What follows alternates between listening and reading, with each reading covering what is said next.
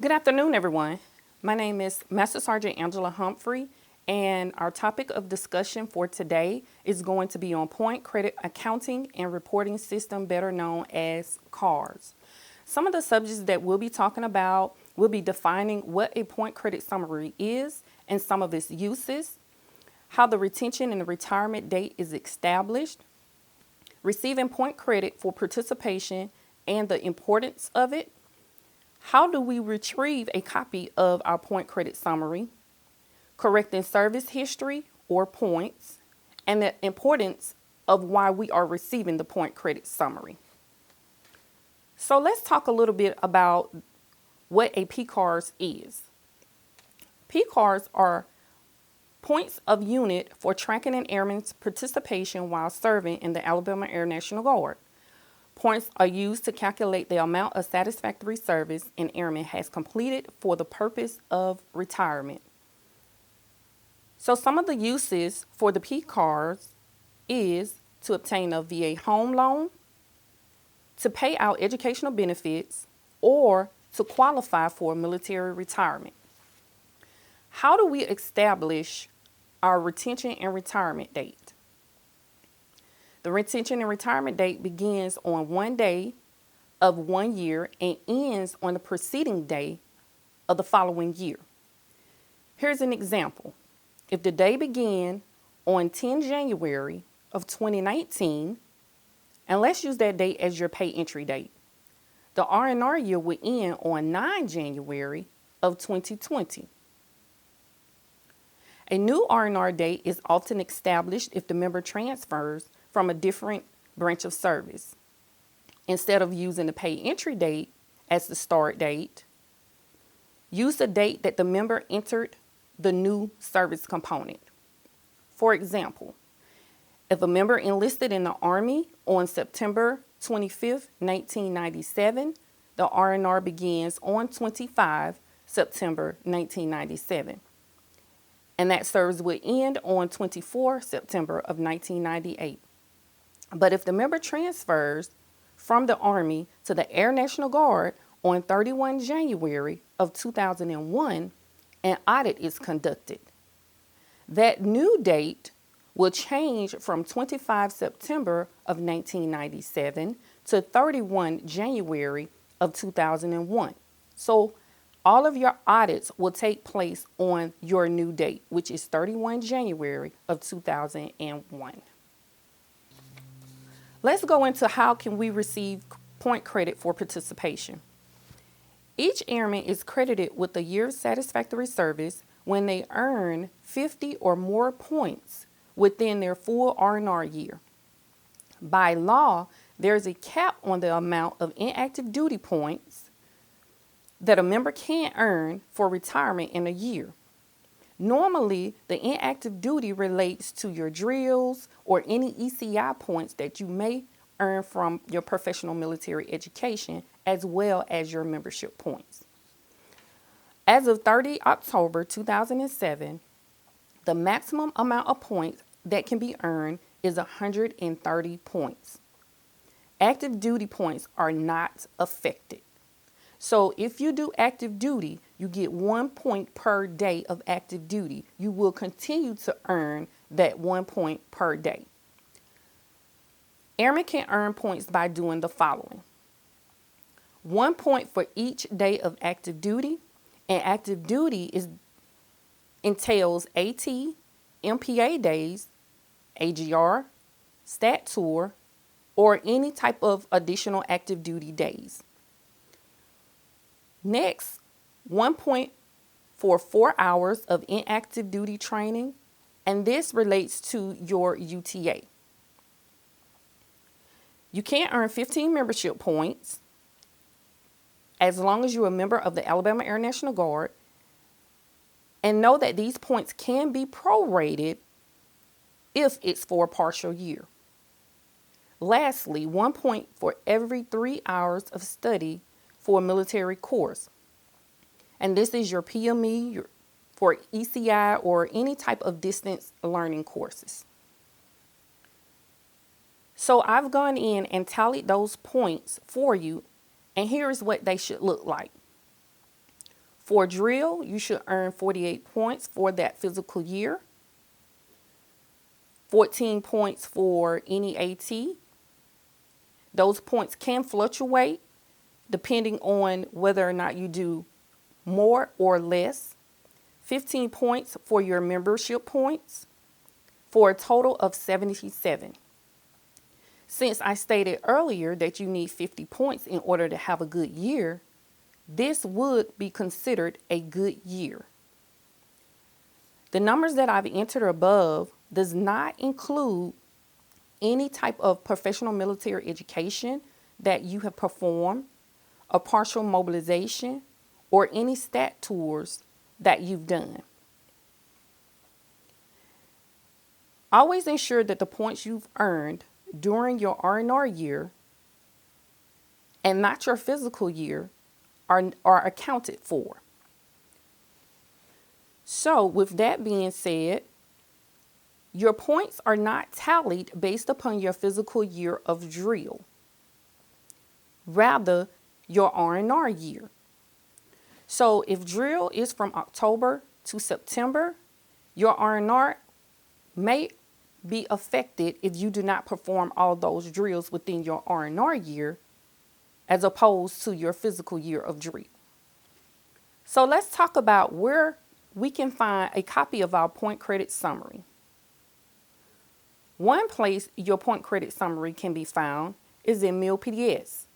Once you log into MilPDS, you go to your RIPS, SURF, and brief, and it can be found there. Another place is the virtual MPF. Once you log into your virtual MPF, you're going to click self-serve and then go to personal data. From there, you're going to select ANG/United States Air Force Reserve Point Credit Summary. And then you'll be able to view the contents thereof. Note, Pcars are available 2 months and 2 weeks after the closeout of your R&R. For example, if your closeout is 1 April of 2020, that Pcars will not be available until 15 June of 2020. Let's talk about if we should review our Pcars and come upon an error. Know that all Pcars should be reviewed annually. If an error is found, these are the source documents that you will need to pull in order to create a ticket in VPC. You would need your LES statement, and this could be multiple LES statements, but pull each. Any military orders, ensure that those military orders have the modifications to them. Discharge orders, if you have transferred from a different component. Your oath of office, if you're an officer. Enlistment oath, and you may need multiple depending on your service time and length. Certificate of completion of training. For example, if you have gone to NCO Academy and you have completed it, yet your R&R does not show those training dates and you were not awarded points for that, you would need to submit that certificate of completion along with the orders. A DD Form 214 can serve as a source document, and you would want to pull the incorrect copy of your Pcars. After this, you would create your ticket in VPC. Once you go in, you would need to enter in what your issue is. And I would ask that for every error, enter it.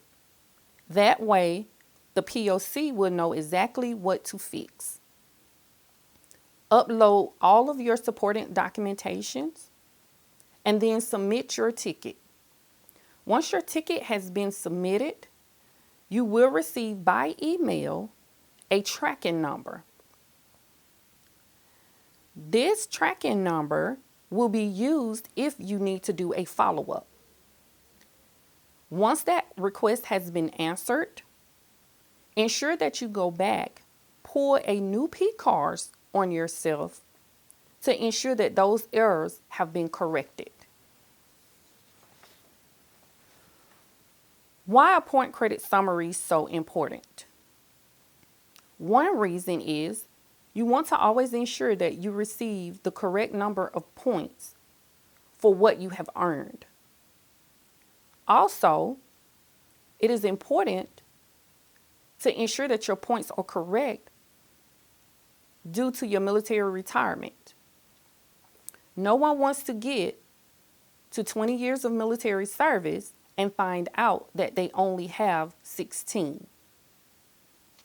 So ensure that you review your annual copy of your Pcars, check any points to ensure correctness, and then from there, follow up with a ticket to correct any errors.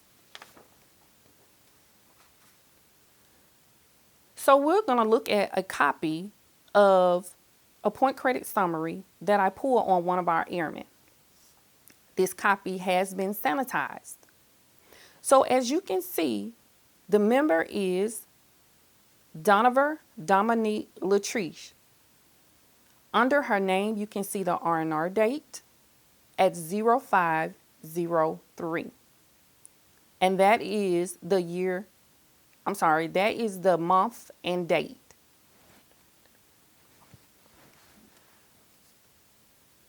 To get a good understanding of everything that I have briefed on, I have added a sanitized copy of a Pcars.